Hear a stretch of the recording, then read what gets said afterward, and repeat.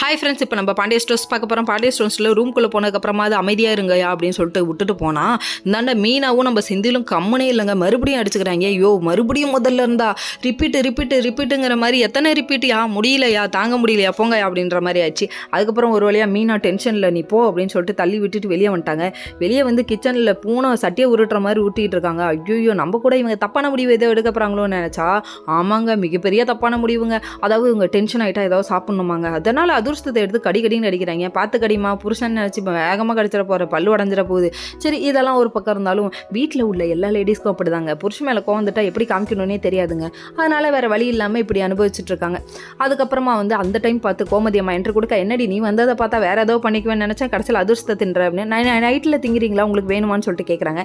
உடனே இல்லை, நைட்டில் சாப்பிடக்கூடாதுன்னு சொல்லிட்டு கோமதி அம்மா விட்டுட்டாங்க. அதுக்கப்புறம் எல்லாத்துக்கும் காரணம் நீங்கள் தான் சொல்லிட்டு மீனா ஒரு பக்கத்து குத்தி காமிக்க அவங்க ஒரு மாதிரி டல் ஆகிட்டாங்க. டல்லானது மட்டும் இல்லை, நாங்கள் சாப்பிட்றீங்களான்னு சொல்லி கேட்டோடனே மறுபடியும் சாப்பிட போயிட்டாங்க. அதுக்கப்புறம் பார்த்தீங்கன்னா மறுபடியும் ஒரு சண்டைங்க. என்னடா இது, பாண்டிய ஸ்டோர்ஸில் மாற்றி சண்டையாக இருக்குது அப்படிங்கிற மாதிரி ஆயிடுச்சு.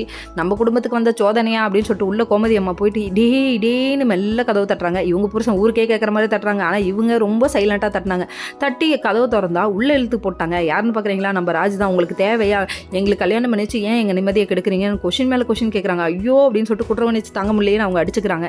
அவங்க பையன் ஒரு பக்கத்து கேட்க, இவங்க ராஜு ஒரு பக்கத்து கேட்க, எல்லாம் ஏன் தப்பு தான் அப்படின்னு நினச்சி ரொம்ப ஃபீல் பண்ண ஆரம்பிச்சாங்க. இப்போ ஃபீல் பண்ணி என்னமா ஆக போகுது, கடைசியில் எல்லாம் சரியாயிடும், ஒழுங்க பார்த்துக்கலாம் அப்படின்னு சொல்லிட்டு மீன் ஆறுதல் சொல்கிறாங்க. என்ன பண்ணுறது, வேறு வழி இல்லையே. ஓகே ஃப்ரெண்ட்ஸ், நெக்ஸ்ட் வீடியோவில் பார்ப்போம். பாய்.